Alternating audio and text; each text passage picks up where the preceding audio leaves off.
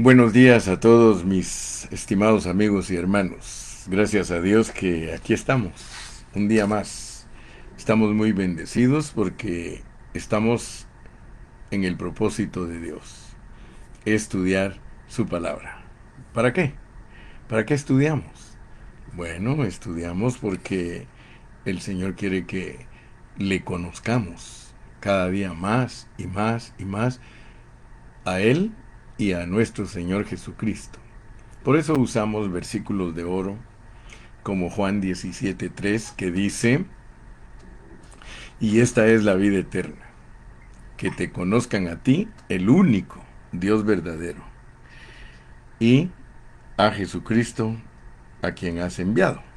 Así que nosotros tenemos una tarea muy grande y es estudiar,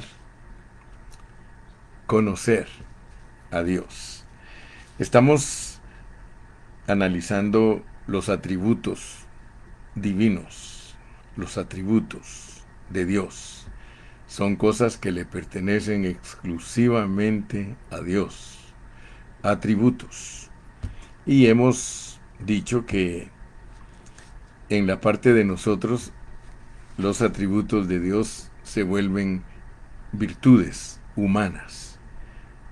Dios es todo lo que sus atributos revelan, pero al participar nosotros, debido a que la Biblia dice que Dios nos ha hecho participantes de su vida y de su naturaleza, entonces Dios usa nuestras virtudes humanas, nuestras formas de expresión, para mostrar, gloria a Dios, mostrar sus atributos. Todo lo que es atributo es perteneciente totalmente a Dios. De nosotros no podemos decir que nosotros eh, los atributos de Dios son naturales en nosotros. No, Dios es amor. Eso, para que nosotros participemos de su amor, tenemos que prestar nuestras virtudes humanas. Dios es vida, y para experimentar esa vida y disfrutar esa vida, nosotros tenemos que cooperar con Dios, dejándolo usar nuestras virtudes humanas. Nuestras virtudes humanas sirven para expresar. Muy bien, voy a iniciar la lección de hoy porque hoy nos toca hablar de la luz, el atributo luz. Ya hablé del atributo vida, del atributo amor. Ahora voy a hablar del atributo luz. Vamos a tomar los minutos de hoy para ubicarnos bien, entender bien cómo es Dios en la Biblia como luz. Recuérdese que la Biblia, eh, estos son eh, las formas que se usan para entender la Biblia. Allá por la época medieval empezó a correr una enseñanza de que la Biblia se entiende por medio de 4 planos interpretativos.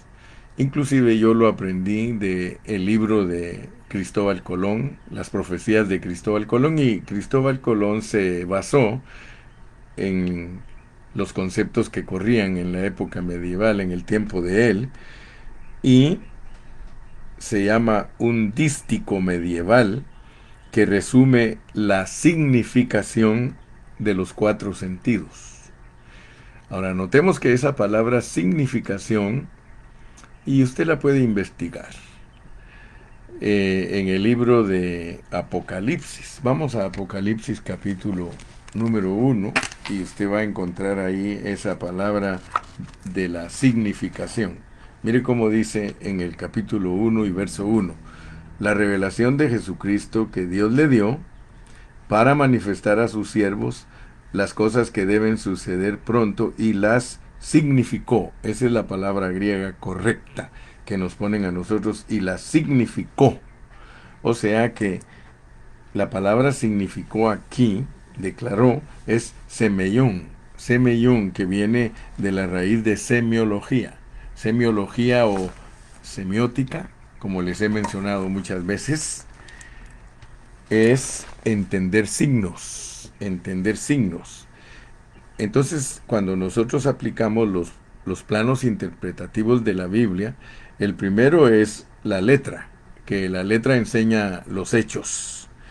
Luego tenemos la alegoría, que es lo que has de creer, o sea que en la alegoría es donde están escondidos los secretos de Dios. Y la tercera es el sentido moral o la moraleja, lo que debes hacer. Y aún hay un cuarto sentido que se llama la anagogía, que es lo que debes desear o lo que debe de ser tu tendencia. Bueno, entonces, entendiendo nosotros el anagoge, porque ese es el término, el anagoge, sentido anagógico, entonces entendiendo eso nosotros podemos darnos cuenta que la Biblia tiene 4 planos interpretativos. Un poquito diferente de hablar de la plenitud de interpretación, porque si Dios tiene plenitud de interpretación en su palabra, pues nos vamos a ir al número 7. No sabemos cuáles son las otras 3, pero de seguro que si continuamos estudiando, Dios nos puede abrir nuestro entendimiento para que nosotros podamos ver la plenitud de la interpretación, que sería al grado 7. Ahorita yo les hablé de 4 grados. ¿Quiere que se los repita? La letra enseña los hechos. La alegoría, lo que has de creer. Luego tenemos el sentido moral, la moraleja, lo que debes hacer. Y por último tenemos la anagogía, lo que debes desear o la tendencia a lo que debes inclinarte. Muy bien. Considerando esas 4 formas de interpretación, yo creo que debemos de respetar la mejor. Y quiero decirte que la mayoría de los teólogos no cree en la alegoría. O sea, no sé qué prejuicio tienen que no quieren apegarse a la alegoría, a pesar de que yo puedo decirte que usar la alegoría de la Biblia no es fácil, porque a la larga tienes que ser un erudito para interpretar toda la Biblia por medio de signos. Y esa tarea es colosal, esa tarea es muy grande. Muchos no la quieren. ¿Por qué? Porque dejan de ser indolentes, dejan de ser haraganes. Y Dios quiere que dejemos de ser haraganes. Entonces, para entender lo que es la luz en la Biblia, nosotros tenemos que irnos hasta el principio de la Biblia y podemos seguir los pasos de la palabra luz para llegar al final de la Biblia y ver cuál es la última enseñanza de parte de Dios acerca de la luz. ¿Se recuerdan ustedes que hemos hablado de la hermenéutica? La hermenéutica tiene un principio fundamental de entender la Biblia. Y ese principio fundamental es que hay primera mención, segunda mención, tercera mención, etcétera, etcétera, etcétera, hasta agotar todas las menciones de dicho tema. Esa es la forma correcta y hermenéutica de enseñar la Biblia, seguir una expresión desde su inicio hasta su final. Cuando nosotros estudiamos la Biblia de esa manera, que de hecho así es como el hermano Carrillo ha aprendido a estudiarla, entonces nosotros podemos tener un concepto claro y sobrio y puro de la palabra de Dios. Si yo quiero entender a Dios como la luz, porque Jesús lo dijo en Juan 8, que Él era la luz del mundo, entonces tengo que empezar desde que nos dice: en el principio creó Dios los cielos y la tierra tierra vino a estar desordenada y vacía. Fíjese cómo empieza la Biblia. Y vamos a usar la alegoría para interpretarla correctamente y poder entender lo que es Dios como la luz. En el principio creó Dios los cielos y la tierra. Si usted agarra la letra, pues está diciéndole que Él creó lo que usted ve, los cielos y la tierra, lo que ve, los montes, los valles, ríos, mares, lagos. Eso lo crió Dios. En el principio, crió. Y ya sabe que cuando Dios crea algo es de la nada. Dios creó todo, todo, todo lo que usted puede alcanzar a ver de la nada. Eso es crear. Entonces, Él crió los cielos y la tierra. Todo lo que usted puede ver y lo que no puede ver. Él lo crió. Y gracias a Dios que hemos entendido eso al estudiar la Biblia. Pero luego dice que eso que Él creó vino a estar desordenado y vacío. Usted se recuerda que ayer les estuve explicando que después de estudiar la Biblia por 60 años, Dios nos trae pensamientos a la mente y Él hace que suban pensamientos desde nuestro interior a nuestra mente. Y les estuve explicando que no era el producto de mi imaginación ni tampoco algo que yo me he inventado, sino que es algo que se puede ver por medio de la semiología, la significación. O sea que Dios nos pone signos. Todos estos son signos, son alegorías para que uno entienda lo que está escondido debajo de esa letra. Debajo de esa letra y sin miedo usted puede ver que Dios creó los cielos y la tierra, Dios creó a los ángeles y creó también al hombre. Y usted puede darse cuenta que esa creación vino a estar desordenada y vacía. Lo que yo les he compartido, Dios creó, Dios corrompió y Dios restauró. En el versículo 1 y 2 está lo que Dios creó y corrompió. Ayer les explicaba que atribuirle al diablo la corrupción es darle más poder a la herramienta que al que usa la herramienta. Dios es el que creó, Él es el que corrompe, y usted lo va a entender cada día más y más cuando leamos los versículos. Ayer pues leímos Job 5:18, que ahí dice que Dios es el que causa la enfermedad y Él es el que causa la llaga, pero Él es el que también venda y da la medicina.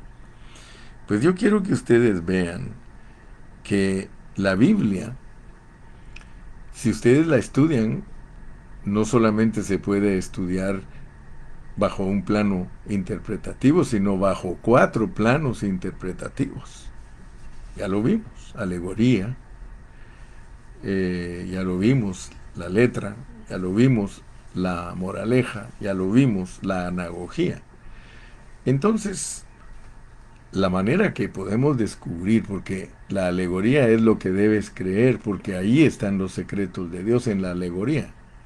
Por eso la Biblia entera es una alegoría gigante. Todo lo describe Dios por medio de significación. En inglés es signs, signs. En español significación, pero signs es señales, signos. Y la Biblia es un libro de signos, de alegorías.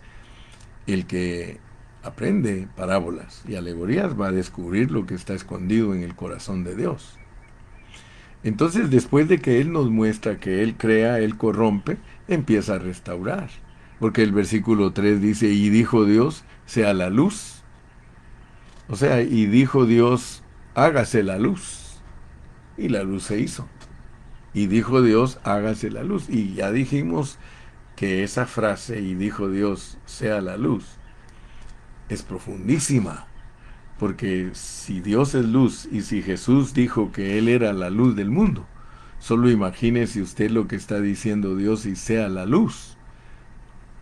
Hablando de semiología, hablando de semiótica, hablando de una interpretación de símbolos que es correcta. El hecho que algunos no la quieran usar para entender los secretos de Dios, eso no elimina lo profundo y verdadero que Dios nos quiere mostrar a través de su palabra. Y dijo Dios, sea la luz. Entonces nosotros tenemos que estudiar, discernir la implicación y la indicación de sea la luz. Y dijo Dios, sea la luz. Y fue la luz. Entonces, si Dios dijo que fuera la luz, y Cristo dijo que Él es la luz, y Cristo dijo que nosotros somos la luz, entonces, ¿qué es lo primero que Dios quiere que nosotros entendamos después que su creación se corrompe? Imagínense. Él quiere que entendamos que hay una autocreación ahí. Hay una autocreación. Si Dios es la luz y Él dijo que sea la luz y fue la luz, allí hay una autocreación. Pero el problema es de que muy poquitos entienden lo que es la autocreación, porque autocreación significa que alguien con todo el poder se puede crear a sí mismo. Eso es lo que implica sea la luz. Dios diciendo que Él sea la luz. Y pues está diciendo de que sea Cristo. Pablo, el apóstol, el gran apóstol. Él nos descubre muchas de estas cosas que estamos hablando. Si usted lee Colosenses, ahí dice que Cristo es el primogénito de toda creación. Imagínese, el primogénito de toda creación. Sean ángeles, sean arcángeles, sean dominios, sean principados, sean potestades, sea el hombre. Él es el primogénito de cualquier creación de Dios. Ahora, ¿por qué Él es el primogénito de toda creación?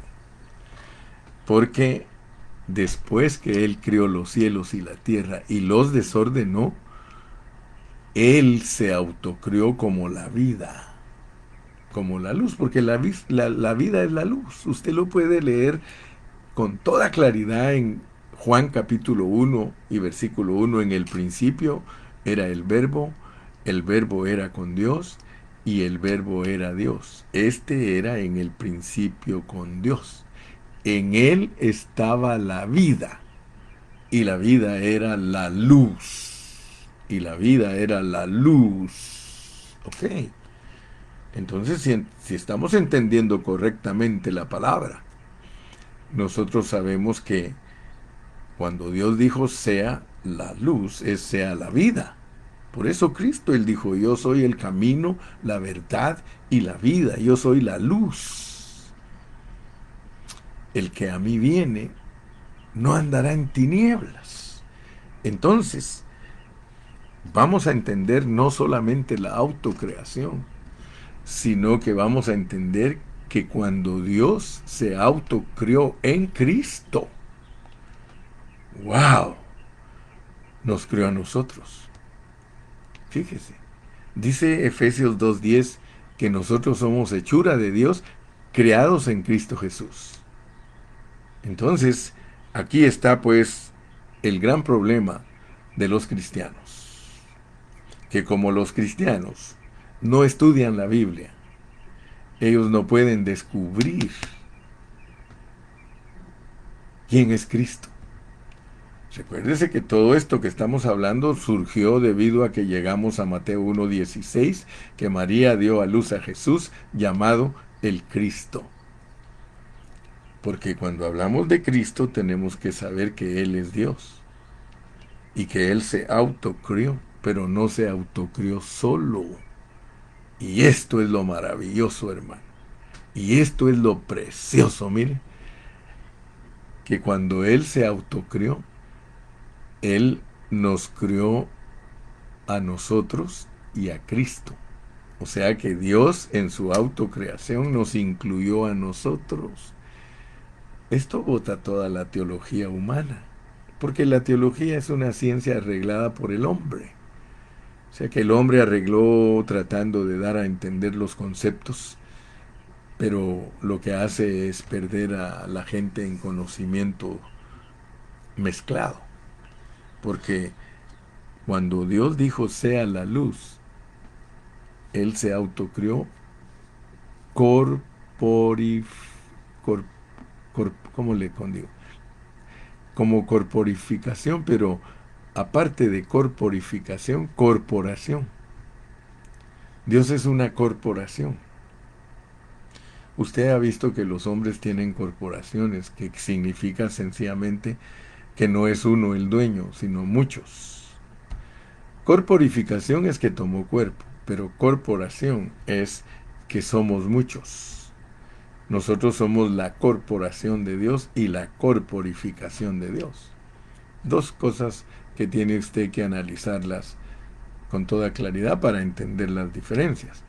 Pero nosotros somos el cuerpo de Cristo. Somos el cuerpo de Cristo. Somos una corporación.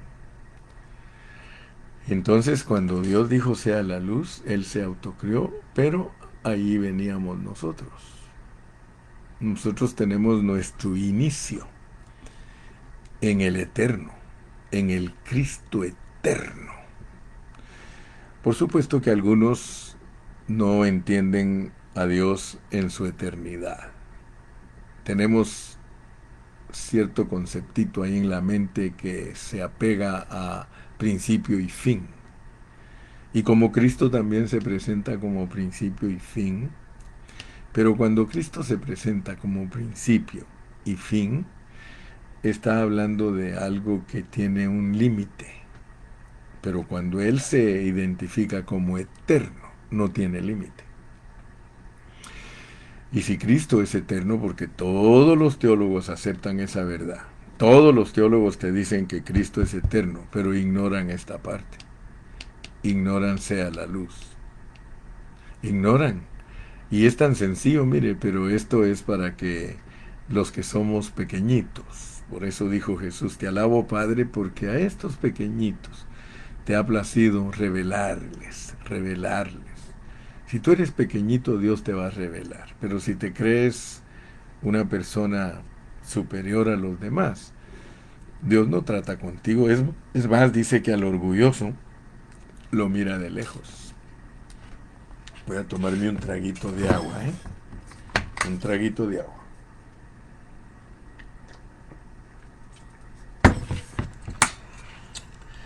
Entonces yo creo que estás entendiendo este concepto, ¿verdad?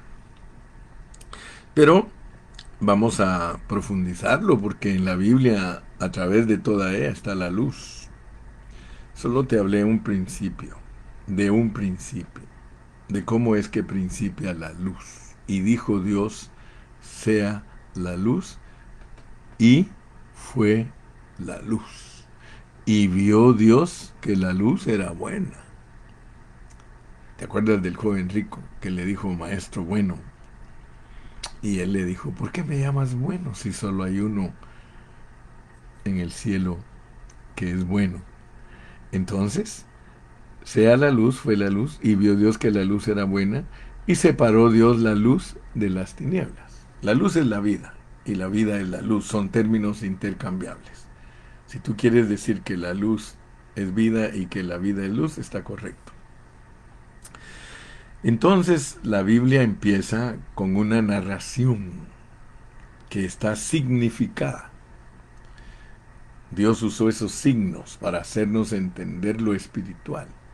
No estamos en la moraleja ni en la letra, ni en la anagogía, estamos en la alegoría. En la alegoría Dios nos puso estas alegorías para transmitirnos un conocimiento espiritual. Por eso es que dice Pablo que el hombre natural no entiende las cosas que se han de entender con el espíritu. ¿Por qué? Porque muchas cosas que Dios nos ha dejado en su palabra son para entenderlas espiritualmente. Y por eso nosotros tenemos que ser hombres espirituales, porque el carnal no entiende las cosas espirituales. En la mente humana es imposible entender las cosas espirituales. Tenemos que ejercitar nuestro espíritu y ver lo que está escondido debajo de la letra. Muy bien. Entonces, para entender la luz, nosotros tenemos que avanzar. Y nos vamos a ir hasta Juan. Juan capítulo número 8.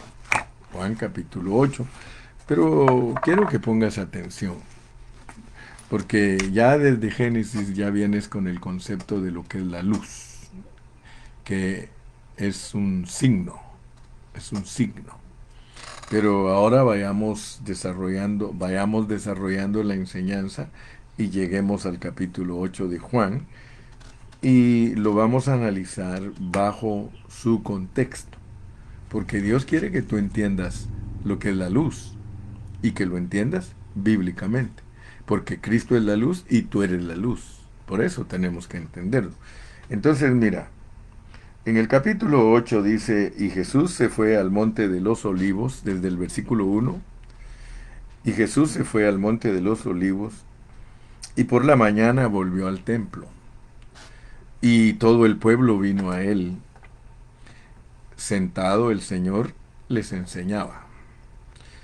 Entonces, los escribas y los fariseos le trajeron una mujer sorprendida en adulterio, y poniéndola en medio, le dijeron, Maestro, esta mujer ha sido sorprendida en el acto mismo de adulterio. Y en la ley nos mandó Moisés apedrear a tales mujeres. ¿Tú pues qué dices? Fíjate que para entender nosotros la Biblia bajo su contexto tenemos que leer lo que está anterior y posterior, porque queremos hablar de él como la luz. Porque aquí en el versículo 12 en adelante nos habla de que él es la luz. Pero mira cómo introduce la luz. Introduce la luz por medio de una pecadora, por medio de una mujer que, de acuerdo a la ley de Moisés, ella debe de morir apedreada. Fíjate, quiere decir que Dios quiere mostrarnos a través de la ley lo que es la luz. Dios usa la ley como un contraste con la luz. Fíjate cómo va a actuar la luz y cómo actúa la ley. La ley hace que las personas estén en tinieblas, pero la gracia, que es Jesucristo, hace que las personas estén en luz. Dicho en otras palabras, si tú ves a Dios, tú estás en luz. Pero si tú no ves a Dios, estás en tinieblas.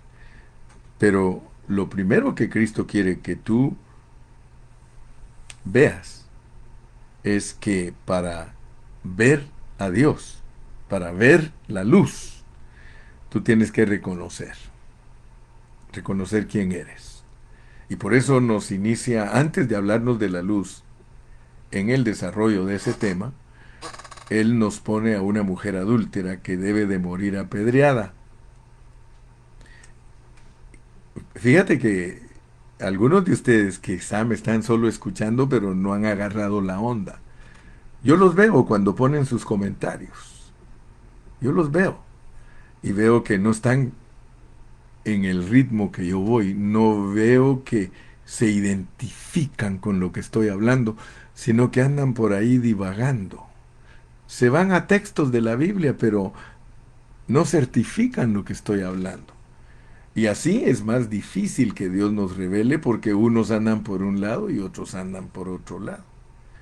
Te estoy diciendo que antes de hablar de la luz, bajo el contexto bíblico, tú no vas a entender lo que es la luz si tú no reconoces tu condición de pecador. Porque nos pone un ejemplo de una mujer que la tienen que apedrear. La tienen que apedrear de acuerdo a la ley, de acuerdo a las tinieblas. A ella la tienen que apedrear. Mira qué tremendo. Porque las tinieblas muchas veces creen que ellos se están corrigiendo de una manera correcta, valga la redundancia. pero te vas a dar cuenta que las tinieblas no sabe corregir. Tiene que venir la luz y decir, el que de vosotros se encuentre sin pecado, arroje la primera piedra. ¿Y qué sucedió? Dice que después que les dijo así a ellos, se inclinó y se puso a escribir en la tierra. Siguió escribiendo en tierra, pero ellos, al oír esto, acusados por su conciencia. Fíjate pues que nadie puede ver lo que es la luz si no es acusado de su conciencia. Porque hasta que uno es acusado de su conciencia, uno reconoce. Salían uno a uno, comenzando desde los más viejos hasta los posteros, y quedó solo Jesús y la mujer que estaba en medio. Enderezándose Jesús, y no viendo a nadie, sino a la mujer, le dijo: mujer, ¿dónde están los que te acusan? ¿Ninguno te condenó? Ella dijo: ninguno, Señor. Entonces Jesús le dijo: ni yo te condeno, vete y no peques más. Ok, el contexto para hablar de Cristo como la luz es que el hombre tiene que ver a Dios y reconocer su condición. De otra manera, no ve a Dios, no tiene luz, no tiene vida. Ok, ahora entremos pues.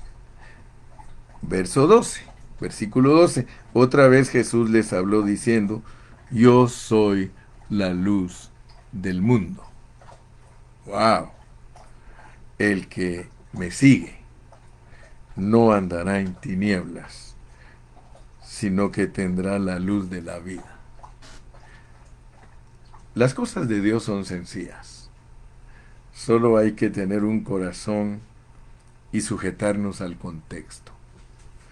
Él les va a declarar que todo aquel que no reconoce su condición de pecador no puede ver la luz. Mire, hermano, es triste la condición de nosotros, porque si algún hermano de nosotros peca, mire cómo actúan las iglesias cuando un hermano peca. Todos le caen encima, disciplina. Yo me crié en aquellos tiempos en que las iglesias hasta ponían un rótulo diciendo que el hermano fulano estaba en disciplina porque había cometido fornicación. O sea que lo avergonzaban a los hermanos en vez de ayudarlos a salir de esa condición pecaminosa y decirles: vete en paz y no peques más. Ellos presumían que eran los maestros muy disciplinarios, los pastores. Ellos demostraban que ellos eran muy correctos en aplicar la ley a los hermanos. Sin embargo, todos sabemos que ninguno de nosotros puede actuar de esa manera, porque todos tenemos rabo de paja y cualquiera de nosotros que se acerque al fuego se quemará. Entonces, para entender lo que es ser la luz del mundo, primero hay que reconocer nuestra condición. Entonces Él dice: yo soy la luz del mundo, el que me sigue no andará en tinieblas, sino que tendrá la luz de la vida. Ok, entonces, si tú quieres verdaderamente entender el atributo de Dios como luz, ¿qué tienes que hacer? ¿Quieres tú disfrutar, como dice Pedro, como todas las cosas que pertenecen a la vida y a la piedad nos han sido dadas por medio del poder, huyendo de la concupiscencia del mundo? Porque de la manera que el Señor Jesús le habló a todos estos fariseos y todos estos que querían apedrear a la mujer, era que huyeran de ser unos mundanos, porque ellos eran unos profesores, eran unos maestros, eran principales, que se creían más que la gente y ellos mismos estaban más podridos que la gente. Es que ese es el problema, hermano, cuando uno quiere corregir a otros. El problema es que uno está podrido y no es capaz de corregir justamente. Pero Dios, como al ponernos como luz, Hermanos, si Jesús es la luz, si Cristo es la luz y Él es perfecto, está hablando de lo que dice Mateo 5, que si queremos ser perfectos como nuestro Padre, nosotros tenemos que saber perdonar aún a nuestros enemigos. Entonces, gracias a Dios que usted va a ver más. Mire, sigamos leyendo para que saquemos la esencia del contexto. Porque eso de ser la luz del mundo, hermano, eso no crea que es fácil. Si allá en el principio nos dijeron sea la luz después de ser corruptos. Porque ese es el secreto más grande de Dios, cómo es que nosotros siendo corruptos podemos venir a ser luz. Está bien, ¿verdad? Que alguien diga, ah, sí, él es muy correcto, él puede brillar, pero es que aquí no está Dios en ese negocio de hacer brillar a alguien que no es corrupto, sino que el negocio de Dios es hacer brillar al que es corrupto. Y eso, hermano, para nosotros cuesta entender lo que Dios se haya decidido arreglarnos, porque Él nos desarregló, pues. Ya usted me entiende mi hablar. Él nos desarregló, ahora Él nos arregla. Nadie nos puede arreglar si no es Él, si Él fue el que nos desarregló. Entonces, gracias a Dios por esto. Sigamos leyendo. Entonces los fariseos le dijeron, tú das testimonio acerca de ti mismo. Tu testimonio no es verdadero. Ellos se inclinaban a las costumbres de su tiempo en boca de dos testigos, conste todo asunto. Versículo 14 respondió Jesús y les dijo, aunque yo doy testimonio acerca de mí mismo, mi testimonio es verdadero, porque sé de dónde he venido y a dónde voy, pero vosotros no sabéis de dónde vengo ni a dónde voy. Fíjese pues, para que uno descubra lo que es la luz, es decir, para que uno pueda ver quién es Dios como luz, uno tiene que reconocer su condición y no juzgar a los demás, porque ese es el problema. Mire, dice, versículo 15, vosotros juzgáis según la carne. Yo no juzgo a nadie. Yo no juzgo a nadie. Hermano, Dios mismo te dice a ti que si tú juzgas cualquier situación según la carne, tú primero no estás reconociendo tu condición. Y segundo, no estás reconociendo que el que juzga es Dios. Porque mira cómo dice aquí, pues. Vosotros juzgáis según la carne, yo no juzgo a nadie. Y si yo juzgo, mi juicio es verdadero, porque no soy yo solo, sino yo y el que me envió, el Padre. Fíjate pues, de la única manera que nosotros podemos juzgar algo correctamente es cuando no juzgamos solos, sino con el Padre. O sea que el Señor dice, si yo juzgo, mi juicio es verdadero porque no soy yo solo. Siempre, hermano, que tú quieras juzgar a alguien, no lo hagas solo. No lo hagas solo, hermano. Es un mandamiento de Dios. Cristo mismo se sujetó al Padre para juzgar. Él dijo, no, dijo, mire, vosotros juzgáis según la carne, yo no juzgo a nadie. Y si yo juzgo, mi juicio es verdadero porque no soy yo solo, sino yo y el que me envió al Padre. Cuando tú te haces uno con Cristo, cuando tú te haces uno con el Padre, tu juzgar no es cualquier cosa. Tú vas a reconocer lo que eres tú y vas a dejar que el Padre Celestial ejecute el juicio por ti y entonces tú vas a bendecir al que estás juzgando. Mira el caso de esta mujer. ¿Tú crees que no merecía que la apedrearan? Claro que sí. Pero Cristo tuvo que enseñar a los fariseos y a los maestros de Israel cómo es que se juzga verdaderamente. Es solamente cuando tú tienes la luz, cuando tú ves al Padre, que el Padre, si no tenemos luz, hermano, nosotros no vamos a poder jamás hacer juicios correctos. Sigues leyendo. Dice, y si yo juzgo, mi juicio es verdadero, porque no soy yo solo, sino yo y el que me envió, el Padre. Y en vuestra ley está escrito que el testimonio de dos hombres es verdadero. Ahora vas a entender lo que significa en boca de dos testigos conste todo asunto. Yo le he pedido a Dios durante todos estos años que Él me ha ayudado para ser pastor, que Él me ayude y me dé sabiduría para juzgar las situaciones. Por eso a mí muchos hermanos pastores me preguntan, hermano Carrillo, ¿cómo actuaría usted en esta situación? Y le doy gracias a Dios porque yo he aprendido esto que te estoy enseñando, no es nuevo para mí.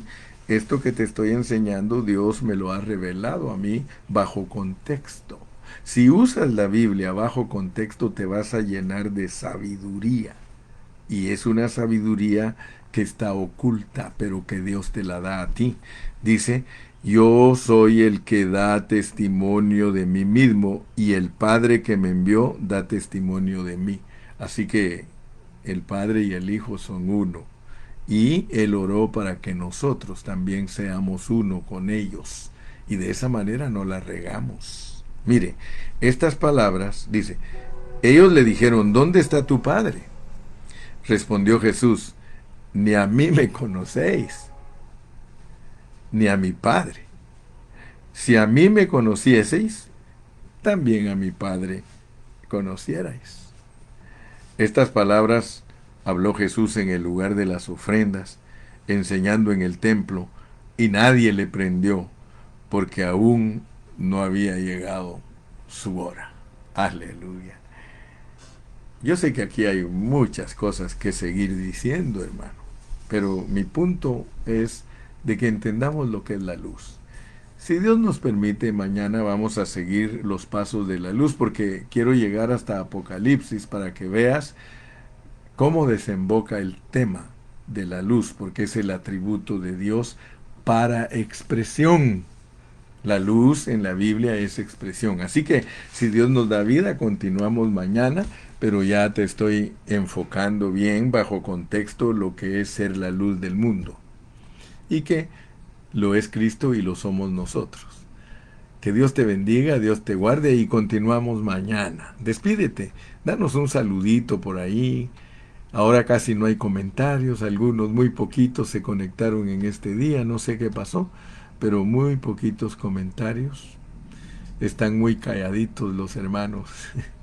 Saludos a mi hermana Lupina a Nicaragua. Saludos secretaria Ana González, ya teníamos días de no verla. Siga ahí, siga, salúdanos. Si estás ahí, di amén aunque sea. Alfredo Aicart, que Dios te bendiga.